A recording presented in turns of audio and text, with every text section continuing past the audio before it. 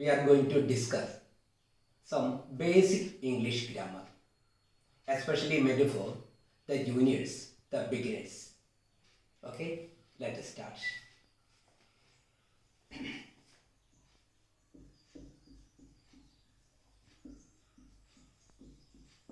What is the spelling of the word grammar? Nowadays, most of the students are making mistakes in writing the word grammar. Here I am giving 4 options. You have to choose the correct answer. A, GRMAR,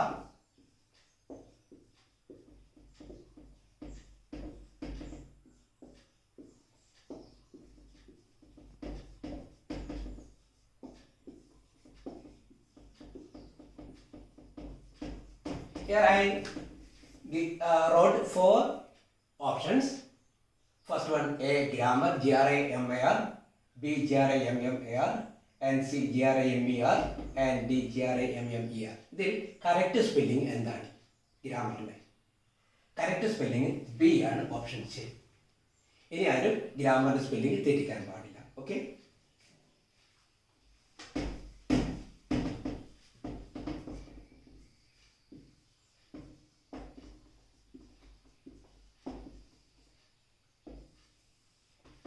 you know what is grammar? എന്താണ് grammar എന്ന് പറഞ്ഞാൽ?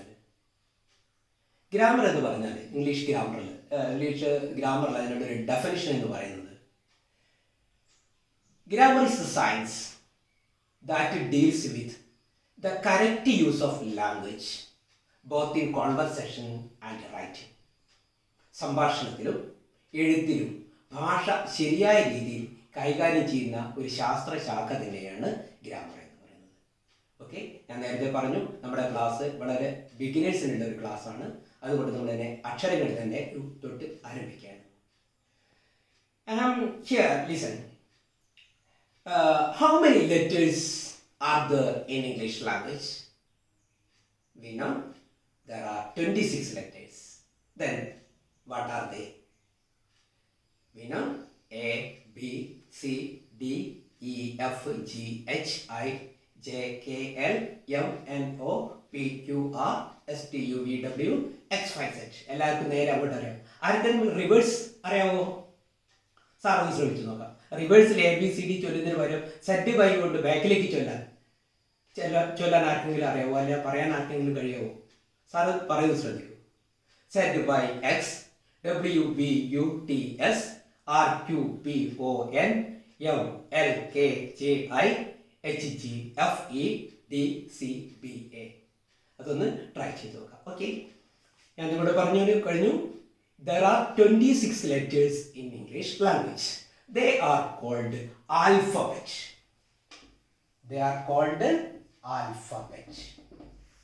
ഇവയെ നമുക്ക് അക്ഷരമാല എന്ന് പറയാം. നോക്കൂ, ഈ ആൽഫബറ്റിൽ there are 26 letters എന്ന് ഞാൻ പറഞ്ഞു കഴിഞ്ഞു. ഇനി ഞാൻ സാർ ചെയ്യാൻ പോകുന്നത് ഈ ആൽഫബറ്റിൽ നിന്ന് കുറേ അക്ഷരങ്ങൾ എടുത്ത് അങ്ങോട്ട് എഴുതുകയാണ്. നോക്കൂ, ഈ ആൽഫബറ്റിൽ 26 അക്ഷരങ്ങളുണ്ട് സാർ പറഞ്ഞു കഴിഞ്ഞു. അതിലൊരു അക്ഷരം സി, മറ്റൊരു അക്ഷരം O, W. എന്താണ് വായിക്കുക? The word is cow. അപ്പോൾ ഈ അക്ഷരമാലയിൽ നിന്ന് സാർ എന്ത് ചെയ്തു?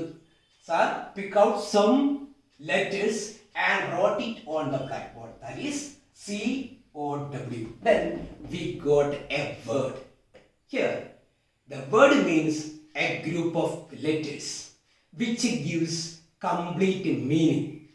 അങ്ങനെയുള്ള ഒരു വാക്കിനെയാണ്, അങ്ങനെയുള്ള ഇതിനെയാണ് നമ്മളിത് പറയാം, ഒരു വാക്ക് എന്ന് പറയാം.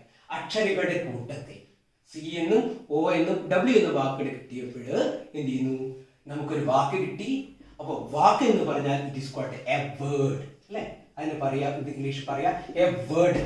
A word means a well-arranged group of letters which gives complete meaning. പൂർണ്ണമായ അർത്ഥവും ലഭിക്കണം. ഏതെങ്കിലും വാക്കിലെടുത്ത് അക്ഷരങ്ങൾ എഴുതി കഴിഞ്ഞാൽ നമുക്ക് വാക്ക് കിട്ടില്ല. ഇവിടെ നോക്കൂ, കൗ എന്നുള്ളത് ഒരു പൂർണ്ണമായ അർത്ഥമുള്ള ഒരു വാക്കാണ്. ഇനി ഞാൻ മറ്റൊരു വാക്ക് എഴുതുന്നു. ഈ അക്ഷരമാലയിൽ സാർ M എടുക്കുന്നു, I എടുക്കുന്നു, L എടുക്കുന്നു, K എടുക്കുന്നു.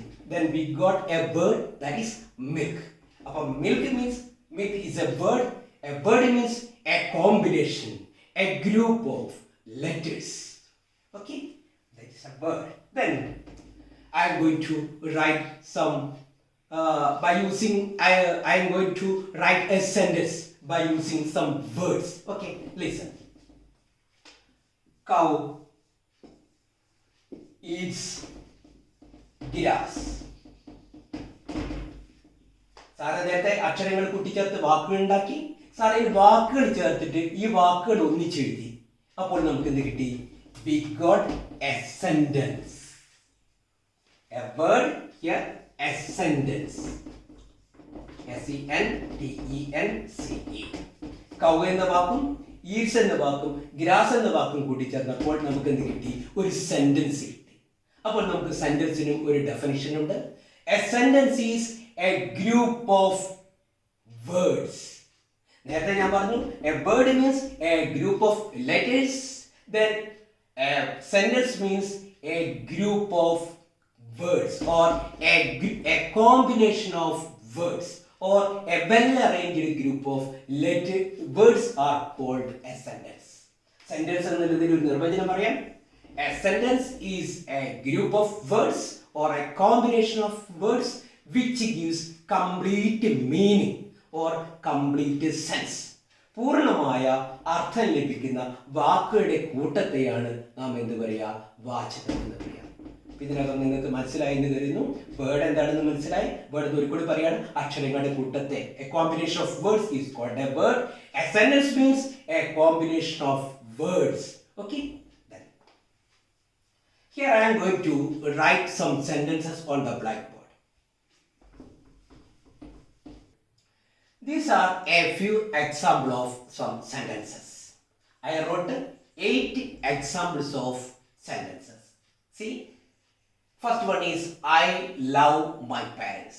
This sentence started with a capital letter and ends with or ended with a full stop. Then second one is cow eats grass. Third one is what is your name? And fourth one is how old are you? Fifth one is kindly give me ₹10, ₹100.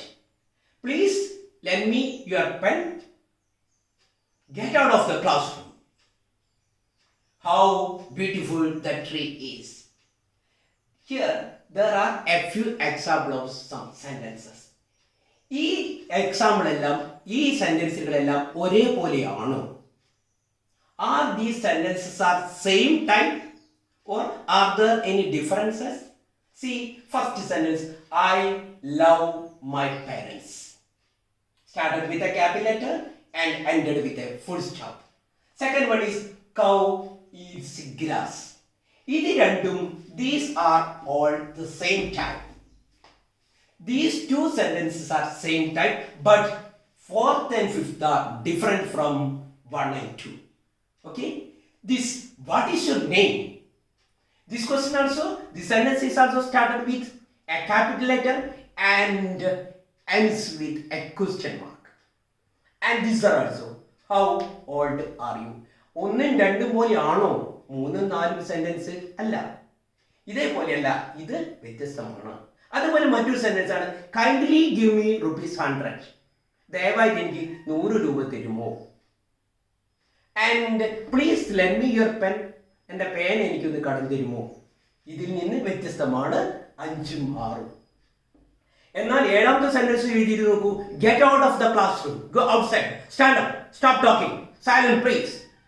These are different from other sentences. And you see the last one, how beautiful the tree is. Oh, what a beautiful idea. What a good idea.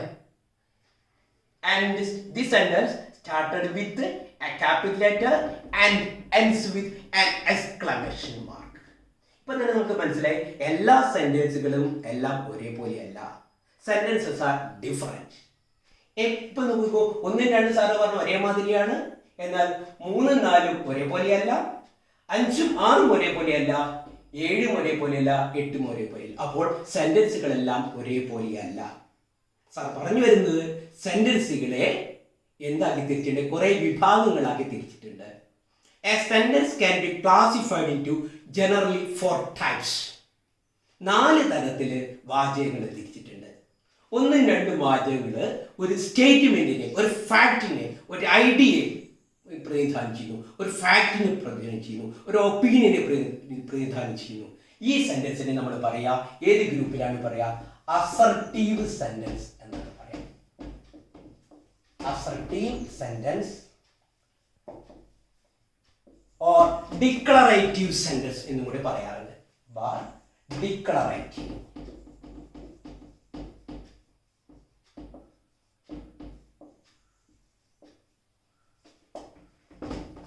രണ്ടാമത്തെ വിഭാഗത്തിൽ പെടുത്തുന്നത് interrogative sentence എന്നാണ് പറയുക. English ഗ്രാമറിൽ interrogative sentence. Third one is called the imperative sentence. Third, fifth, sixth and seventh sentence. Fifth, sixth and seventh sentence included in the imperative sentence.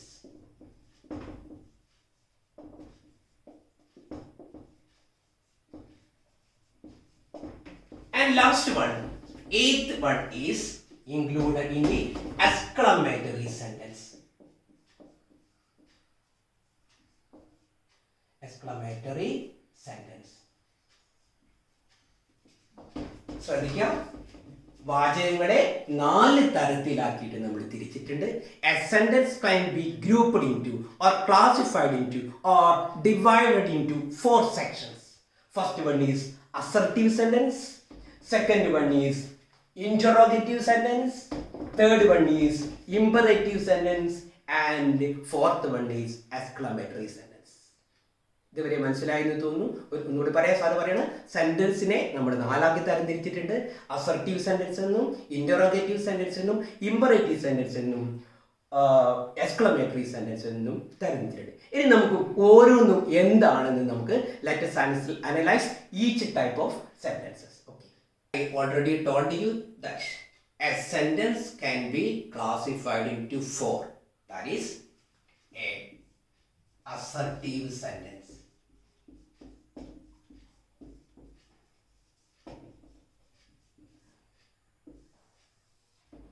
Let us analyze what is an assertive sentence. Assertive sentence or declarative sentence.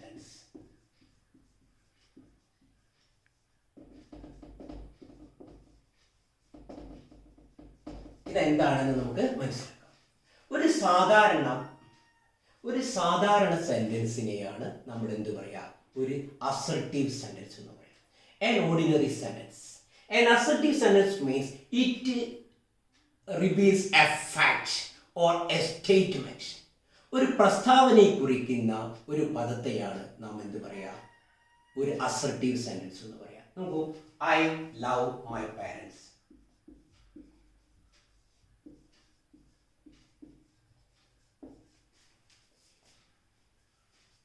Cow gives us milk. I am going to school. These sentences communicate a statement or a fact or an idea or an opinion.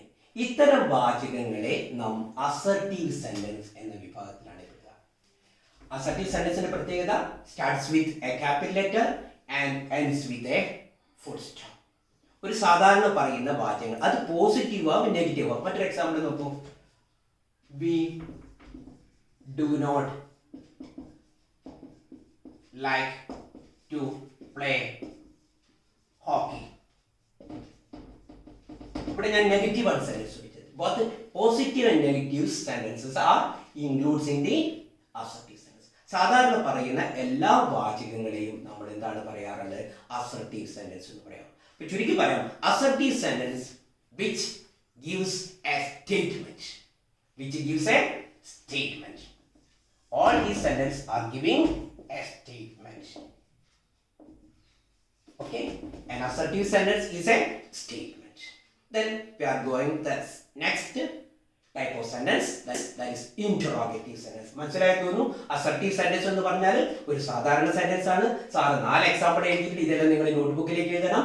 Assertive നേരത്തെ പറഞ്ഞു 4 example എഴുതിയിട്ട് ഇതെല്ലാം നിങ്ങൾ നോട്ട്ബുക്കിലേക്ക് എഴുതണം. Assertive നേരത്തെ പറഞ്ഞു സെന്റൻസിനെ divide ചെയ്തിട്ടുണ്ട്, 4 വിഭാഗങ്ങളാക്കി തിരിച്ചിട്ടുണ്ട്. അതിലൊന്നാണ് അസർട്ടീവ് സെന്റൻസ്. ഇതെല്ലാം നിങ്ങൾ നോട്ട്ബുക്കിലേക്ക് പകർത്തണം. അസർട്ടീവ് സെന്റൻസിന് എക്സാമ്പിൾ ആണ് I love my parents, come gives us meal, I am going to school, we do not like to play. നമ്മുടെ സ്കൂളുകളിൽ അല്ലെങ്കിൽ നമ്മുടെ സാധാരണ പറയുന്ന എല്ലാ വാചകങ്ങളും എല്ലാം ഈ വിഭാഗത്തിൽ പെടുന്നു. Then let us analyze the next one, that is interrogative question.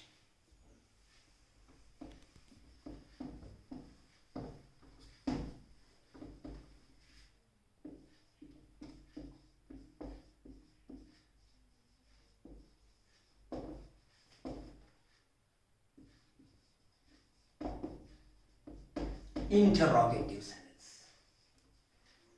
Interrogative sentence defines or says a question.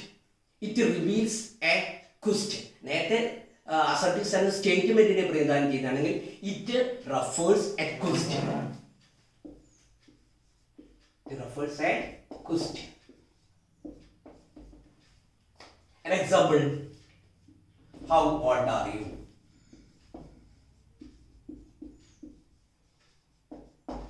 Question mark. Starts with a capital letter and ends with a question mark. How many students are there in your class? Who is your class teacher?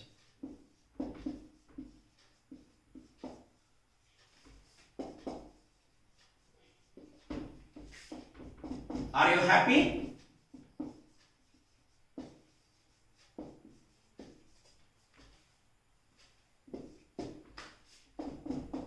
Are you stay at home?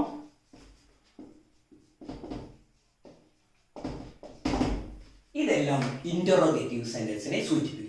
എങ്ങനെ നമുക്ക് മനസ്സിലാക്കാം interrogative sentence എങ്ങനെയാണെന്നുള്ളത്? എല്ലാ സെന്റൻസിലെയും each and every sentence we can see a question mark at the end of the sentences. Such type of sentences are called interrogative sentences. നമുക്കറിയാം interrogative എന്ന് പറഞ്ഞാൽ WH ക്വസ്റ്റ്യൻസും ഉണ്ട്, ഓക്സിലറി വെർബ് കൊണ്ട് തുടങ്ങുന്ന ക്വസ്റ്റ്യൻസ് ഉണ്ട്. അത് നമുക്ക് മറ്റൊരു ക്ലാസ്സിൽ നമുക്ക് പറയാം. ഇവിടെ ഹൗ കൊണ്ടും ഹൗ മെനി കൊണ്ടും ഹൂ കൊണ്ടും എല്ലാം തുടങ്ങിയില്ല. What is your name, where are you going, who is your father, what is your father, when will you go to Ernakulam, എല്ലാ ചോദ്യങ്ങളും ഈ ഇന്ററോഗേറ്റീവ് സെന്റൻസിൽ പെടുന്നു. എങ്ങനെ മനസ്സിലാക്കാം നമുക്ക്? എല്ലാ ചോദ്യത്തിന്റെയും അവസാനം നമുക്ക് എന്ത് കാണാം? We can see a question mark at end of these sentences. Such type of sentences are called interrogative sentence. Okay, then let us analyze the next one, third one, that is imperative sentence.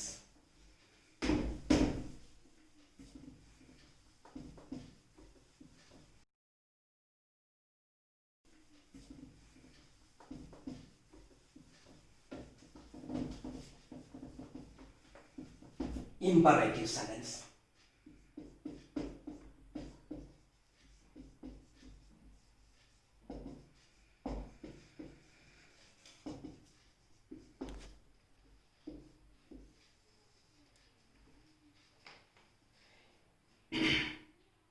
Imperative sentence. What is meant by imperative sentence? An imperative sentence reveals a request or a command. Such type of sentences are included in the imperative sentence. An example. Sir, നേരത്തെ എഴുതിയ example തന്നെയാണ്. Kindly give me ₹100. ഒരാൾ താഴ്മയോടെ മറ്റുള്ള request ചെയ്യുന്നതിനാണ് നമ്മൾ ഈ imperative sense റിക്വസ്റ്റും ഉണ്ട്, കമാൻഡും ഉണ്ട്. Let us analyze the third one, that is imperative sentence. Here I told you that an imperative sentence expresses a request or a command or an advice or a suggestion. See some examples. First one, kindly give me rupees 100. It is a request.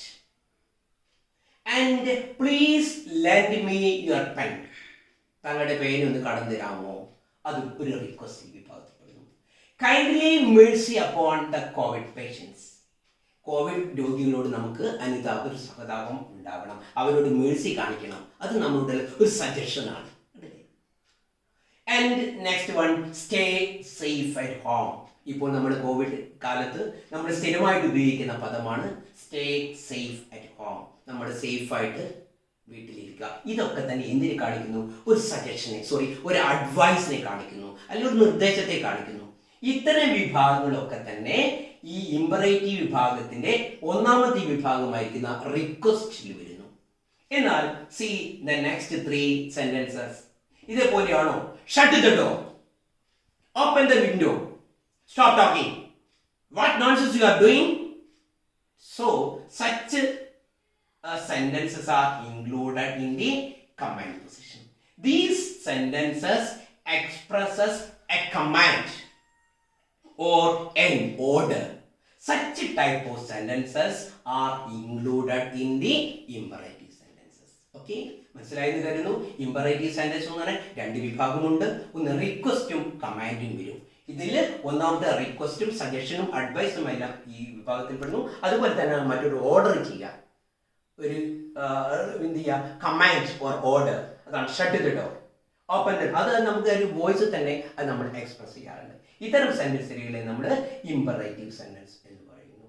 Okay, now let us analyse the fourth one, exclamatory sentence.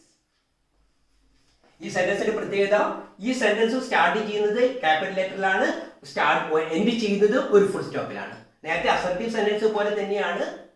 Assertive sentence started with a capital letter and ended with a full stop. Just like the same, imperative sentence also starts with a capital letter and ends with a full stop. ആ സെന്റൻസിന്റെ തരം നോക്കിയിട്ട് വേണം നമുക്ക് imperative ആണോ assertive sentence ആണോ എന്ന് മനസ്സിലാക്കണം. Then let us analyze the last and fourth one, that is exclamatory sentence. Exclamatory sentence, what are the peculiarity of these sentences? See, the exclamatory sentence which expresses a sudden feeling or a strong feeling. പെട്ടെന്ന് നമ്മുടെ മനസ്സിൽ ഒരു വികാരം ഉണ്ടാകാം, അല്ലെ പെട്ടെന്നൊരു feeling ഉണ്ടാകും, വിഷമം ഉണ്ടാകുക, പ്രയാസം ഉണ്ടാകുക, അതിയായ സന്തോഷം ഉണ്ടാകുക. ആ സമയത്ത് നമ്മൾ പറയുന്ന ആ ഭാവങ്ങളെല്ലാം തന്നെ ഈ എക്സ്ക്ലമേറ്ററി സെന്റൻസിൽ വരും. നോക്കൂ, വോ ഇന്ത്യ വോൺ ദ മാച്ച്, നമ്മൾ അങ്ങനെ പറയാറുണ്ട് അല്ലേ. അപ്പൊ എന്താണ്, ഇന്ത്യ വിജയിച്ചേ എന്ന് പറയാറുണ്ട്. ആ വരുന്ന സെന്റൻസുകളൊക്കെ തന്നെ നമ്മൾ ഈ എക്സ്ക്ലമേറ്ററി സെന്റൻസിലാണ് വരിക. നോക്കൂ, അടുത്ത സെന്റൻസിൽ what a beautiful garden it is. നമ്മൾ ഊട്ടിയിലൊക്കെ പോകുമ്പോൾ നമ്മൾ മനോഹരമായി കാണുമ്പോൾ what a beautiful sight it is, wow what a marvellous sight it is, how beautiful it is എന്നൊക്കെ പറയാറുണ്ട്. അപ്പോൾ ഇതെല്ലാം നമുക്ക് എങ്ങനെ മനസ്സിലാക്കാം? ഈ സെന്റൻസിന്റെ പ്രത്യേകത starts with a capital letter and here ends with an exclamation mark. ഇതിനെ നമ്മൾ exclamation mark എന്നാണ് പറയുന്നത്. Exclamation mark. See, India won the match. See, this sentence ends with an exclamation mark. Then another, what a beautiful garden it is, and how beautiful she is, ends with an exclamation mark. And what a marvelous sight it is, oh she is dead. ഇത്തരം സെന്റൻസുകളെല്ലാം നമുക്ക് exclamatory സെന്റൻസിലേക്കാണ് exclamatory സെന്റൻസിൽ വിഭാഗത്തിൽപ്പെടുന്നു. Such kinds of sentences, again I am saying, it expresses a sudden feeling or a strong feeling. Okay, let us finish this class. Let us find out.